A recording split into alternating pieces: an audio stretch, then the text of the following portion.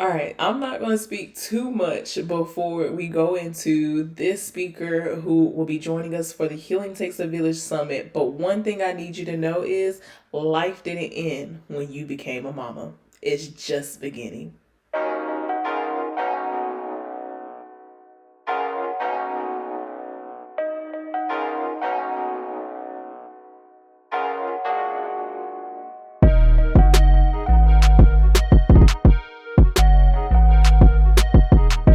So thank you so much, Robin, for joining me today for this conversation. Before we even get started, I want you to tell us a little bit about you. Well, thank you so much, Aaliyah, for having me. My name is Robbin Kelton, born and raised in Dallas, Texas. Mama, business owner, mamapreneur, hostess of the Mostest of the Mamapreneur podcast, and founder of the Mamapreneur Podcasting Academy. So I do many things. I wear many hats. I don't have my Jackie of all trades shirt on today. So we do quite a bit. And I need to know, do you sell the Jackie of all trades shirt? Oh, okay. I sure do. Yeah, Yes. we need I one of those. got you. Definitely gonna need one of those. Well, I wanted to talk a little bit about your presentation that you so gracefully blessed us with for the Healing Takes a Village Summit. And the title of your presentation is The Soft Girl Era. And so I want you to just tell us a little bit of how do you describe the soft life for yourself? I was used to at one point the, hustle and bustle of it all. And I still, even with the many things that I still do to this day, I still now have to have some flow and some ease in there. The hustle and bustle is exhausting. So Yes. now, right off the bat, boundaries. So, what does those boundaries look like for you today? If Mhm. there's anything you need to take off the plate, that's soft girl life, soft girl area. Anything you need to take off the plate today. So if there's something right now you can think of, like, I need to Do- pivot. Right. Do I really need to do that today? Yes. And rest. People ask me, when do you rest? I'm like, trust me, we rest. And not just physically going to sleep, but getting somewhere and sat down, kind Yeah. of Oh, rest. okay, sit down, servant. Yeah. All right. Well, I love that. So I would say, one thing that I'm curious about, because I know that a lot of people aren't aware that there are different types of rest. So what are some of the other areas of rest for yourself that you find that you need to like pull on a little bit more? I schedule it. Just keeping it a buck. I like to schedule like time. So time blocking is bomb for me. So setting time away to do absolutely nothing, whether that's even with family and stuff like that. Have that time to yourself. And you can do whatever that is. I know for me, 2-hour massages. Ooh, If you have not had one, I suggest you go try it. Make sure you have nothing to do after. yes. Oh, I like the sound of that. Food, nap, all of that. 2-hour, because they really kind of they chip you a little bit at the massage place when you go get massages. So 60 minute is really not 60 minute. 90 minute is really not 90 minute. They take off 10 minutes for consultation and for you to change. That's Mhm. it. So I do 2 hour. Someone gifted me years ago with a 2 hour massage, and she was like, I'm thinking it's 1 hour. She was like, no, 2 hour, one setting massage. And Hmm. I haven't went back. Okay, so no more 60 and 90 minutes, the full No, 2 hours. because again, you losing 10 minutes from the door. Yeah. But just having that time to relax, go traveling. That's my form of rest. Yeah. Getting out of here. Go get on a ship. Go to somebody's beach. Okay. Ooh, okay. So, because I do want to dive into that as well. But first, before we go into that, because I know for many moms, there's identities that we hold on to. And so I know one thing that is a part of your story is that you are a single mom. And so for some single moms, it's hard for them to look at themselves other than a single mom. So, how did you Mhm. come out of that being like your sole identity? Um, I talk about it in my talk, but community. Where's your community? Where's your village? So when you do need that time to I just talked about traveling, want to get away, you got somebody, besides, say for instance, the father, which is great if dad can watch the child while you go away or whatever, whether that's for business or pleasure. Right. You have that. But having that village, I actually to this day have a village. My son's friends, parents, we've been in this area since he was in fourth grade. He's in 10th grade today. Oh. And we look out for one another. If one person needs to go out of town, because we have one, he has a business, the dad, and he is out of town quite a bit. So Mhm. if he's out of town, his son stays here or between myself and the other parent's house. When I go out of town or if I have a speaking engagement or whatever and I need to go, Mhm. my son is over there, vice versa. Or one is taking the kids to school, one's dropping them off, well, picking them back up from school. So having that village. And so again, these have been my son's friends since fourth grade. That's amazing. And so glad that he can grow up with those same friends, but to be able to have that relationship with those parents. Right. So, yeah, having a village. Where's your village? Okay. And so like how did you open up to trust people that like yes, they were your son's friends, but how did you get to that place of being like, okay, I think I'm okay with letting Mhm. him go with them? Being around them, seeing how they move and operate, making sure that being in their home is not going to put my son in any kind of danger. Mhm. So with time, it wasn't immediate, but with time, I Right. was like, okay, because I don't trust my son to go to too many people's houses, especially spend the night. Mhm. So making sure I'm like, okay, we're good. He hasn't said anything. I ask questions, how did he go over at such and such his house? Da da da da. Da. And he always has a great time, and it's never been, nothing other than that. So when I get those vibes from my child, I'm like, okay. And then just being in their presence and just getting to know them personally. So, Okay. All right. I like that, especially because like you said, it's a thing where we have so much going on in today's world where you just yeah. don't know if you don't ask questions, things just be are left unturned, and we don't want that. Mhm. Or you hear back later in life, hey, when I went to such and such house, they touched me. Why you didn't That say anything?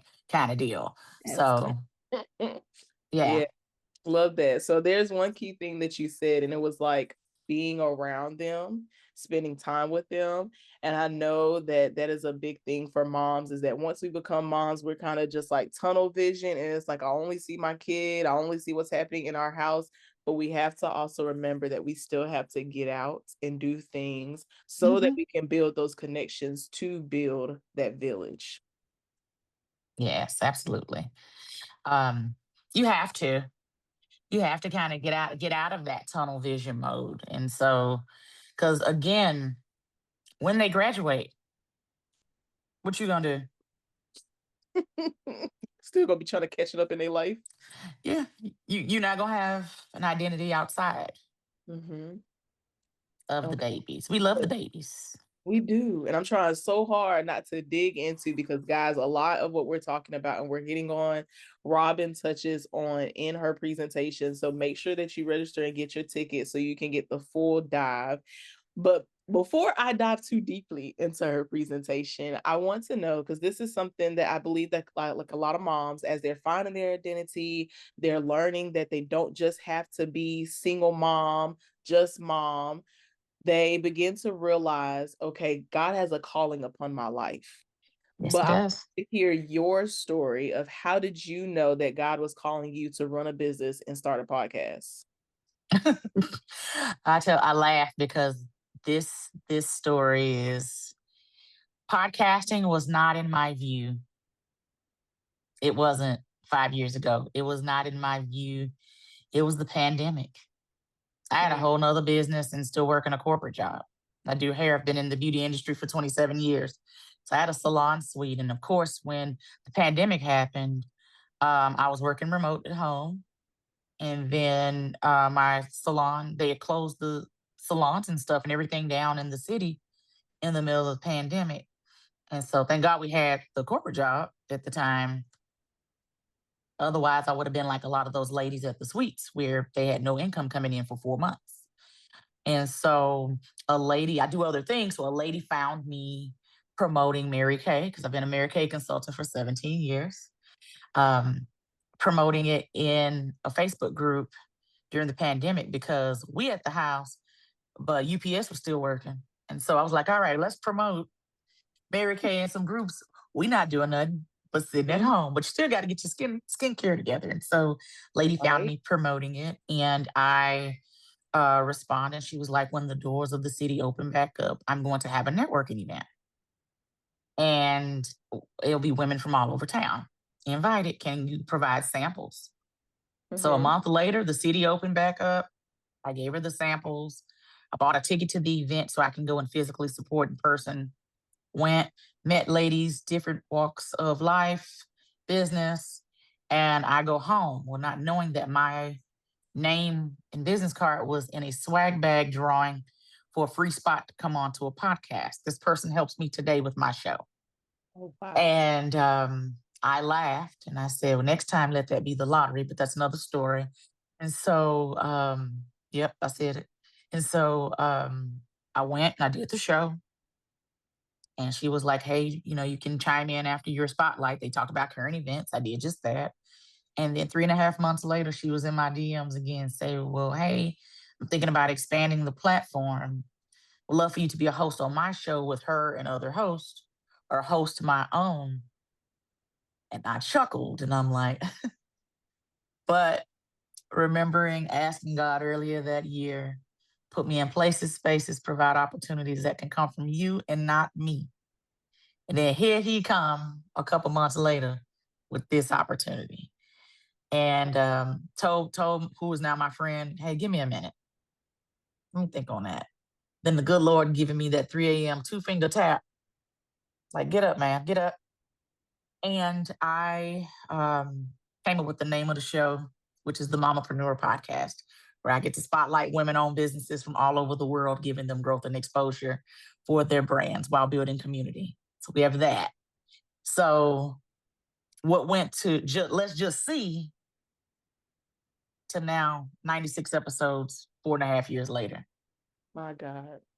and the community that's been built since, and the opportunities that presented themselves for me as a single parent and for other ladies, and some are single parents as well, getting them opportunities as well. Yeah. Wow. That is beautiful. I just love how the way that God works and we ask him for something. We're like, nah, God, not that. Because we have this our own thing in our mind. And it's like, it Yeah. can't be that. And then he keeps coming. Then the 3 a.m. nudges. Lord, the 3 a.m. Two nudges. finger tap. That's the joke. I'm like, he like, get up, Mhm. get It's up, like, ma'am. wow, that is beautiful. And yes, 96 episodes later, I have been following you for a long time. And so having you a part of the summit was just a really good feeling to know that we have been seen for the things that we are doing, that you again just blessing us with your presence, a part of this and sharing your story. Thank you. So I have one final question for you. And it's, what does healing takes a village mean to you? Healing takes a village. Healing, number one, it is preparing you for that next step, whatever that next step is for you. Healing is getting outside of that comfort zone. Mm, And so this summit alone is going to do just that based on who I see is speaking at this event. Um, it's bringing people together, it's community. I mean, and you just providing this outlet to really pour into other moms and showing other moms that it's not just them yeah. and they can overcome whatever that is. So Yeah. thank you for providing that healing in the summit. Thank you. I'm just glad to be a vessel. All right. I guess I said one last question, but really I have one final question. And it, Okay. if you had to leave one thing with the mama who is listening on the other side, what is that one thing you would leave her with? one day at a time. You don't have to do it all. You don't have to do it all at once. One day at a time. So if there's a goal you want to accomplish, one day at a time. If you want to start that business, one day at a time. You got a lot going. You're trying to go back to school. You got the kids. You got a lot going with that. One day at a time.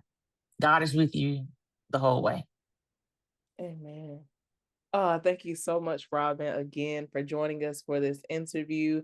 Guys, go ahead and grab your tickets for the Healing Takes a Village Summit happening November 11th through the 13th. We are going to have over 15 speakers talking about breaking up with our identities, rebuilding our foundation with community, and we are pouring into you as a mom so that you know that you can go out here and continue this journey of healing and motherhood. Until next time.